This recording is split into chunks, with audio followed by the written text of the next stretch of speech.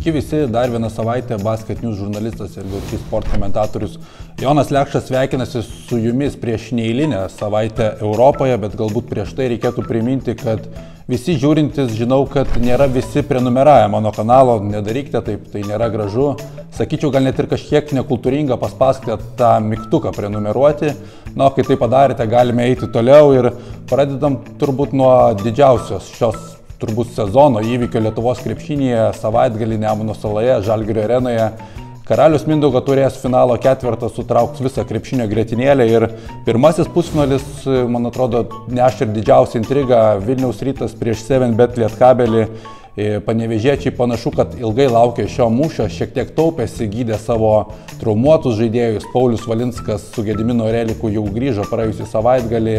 Visi žaidėjai pasveiko būtent prieš Karalius Mindaugo pusfinalį ir akivaizdu, kad Nenadas Čanakas savo komandą ruošia kovai su Vilniaus Rytu. Buvo pasirašytas ir sūnus pakeidėlis Džordžia Gagičius, taip pat atvyko ir Boldvinas, aišku, dėja ne Veidas Boldvinas, su Veidu Boldvinu panevėžiečiai būtų favoritai šios poros, atvyko Diantė Boldvinas, bet tai irgi yra pastiprinimas perimetro linijoje panevėžiečiams ir reikia turbūt išskirti, kai kalbė apie Rytą ir 7bet Lietkabelį, kad tai yra elitinių skorerių susitikimas. Deividas Sirvydis prieš Markusą Fosterį, šiemet šios komandos susitiko tik kartą, tuomet Vilniuje panevėžiečiai neturėjo jokių vilčių, bet pernelyg dėmesio kreipti tą mačą nereikėtų, kadangi pasikeitė labai daug, pasikeitė ne tik žaidėjai, ypatingai Panevėžio komandoje, prisijungė ir Markusas Fosteris Ryte, bet tuomet dar panevėžiečius treniravo Robertas Štelmacheris, tad labai ir neakcentuoju šių rungtynių.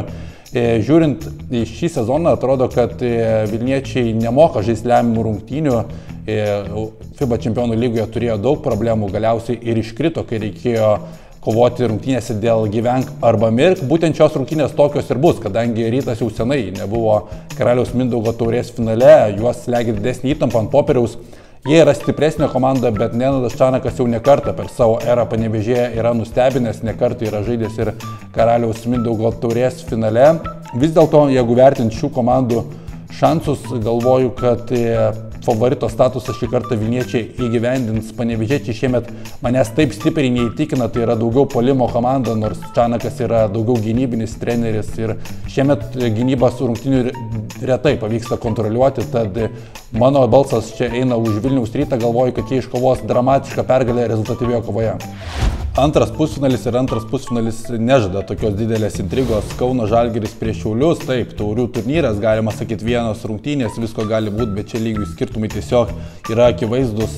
Čempionato lyderis prieš ką tik dar paskutinėje vietoje buvusią komandą. Šiauliečiai taip pagerino žaidimą prie Žydrūno Urbono, stipriai pagerino, iškovojo eilę pergalių paeiliui.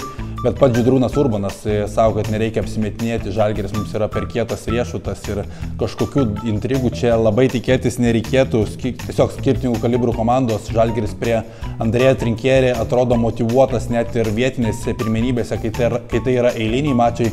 Čia taurės rungtynės, kur viską lemia vienas mačas, tad motyvacijos faktoriaus tikrai nereikia liesti. Žalgiriečiai bus visi motyvuoti, jie yra ant bangos. Eurolygoje labai gera atkarpa ir jie gali įveikti bet kurią komandą, net ir Eurolygoje. Tad prognozuoju čia užtikrintą Žalgirio pergalę ir manau, kad jau po 3 kėlinių paskutinėme ketvirtyje komandos abi taupysis sekmadienį dvikovoms.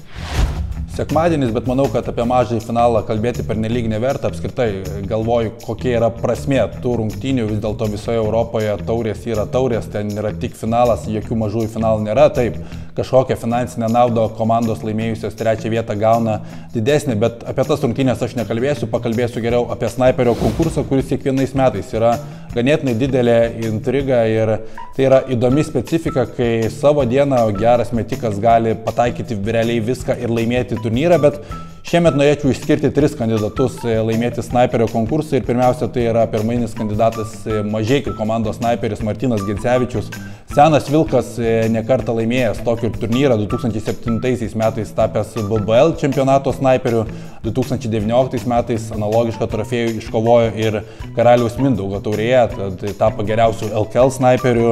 Vis dėlto šalia Gecevičiaus matau dar 2 snaiperius, abu jie yra užsieniečiai, pirmasis yra Kėdainių Nevėžio snaiperis Šonas Maknylas, jaunas dar žaidėjas, pirmieji metai jam Europoje, tačiau pastaruoju metu Kėdainiai šiek tiek yra pagerinę savo žaidimo. Maknylas tikrai yra suderinęs taikiklį ir yra viena tų sėkmės priežasčių, kodėl kėdainiškiai pastaruoju metu demonstruoja geresnį žaidimą, tad iš jo tikiuosi gero pasirodymo snaiperio konkurse, o trečiasis kandidatas būtent ir yra mano favoritas laimėti snaiperio konkursą, tai yra Vilniaus Wolves atstovas Rašidas Sulaimonas. Pastaruoju metu jis turėjo sveikatos problemų, bet tai nėra tikras išreikštas snaiperis, tai yra gynėjas, kuris daro daug darbų aikštelėje, bet net ir tolimus metimus metė šį sezoną labai užtikrintais procentais, galbūt kažkiek jo akcijas pakerta tai, kad turėjo pastaruoju metu sveikatos problemų, bet kiek teko klausinėtis, tai bent jau per treniruotės tai yra tikras automatas ir snaiperio konkurse turėtų ir patirtis kažkiek reikšti, tai yra savo pike esantis žaidėjas,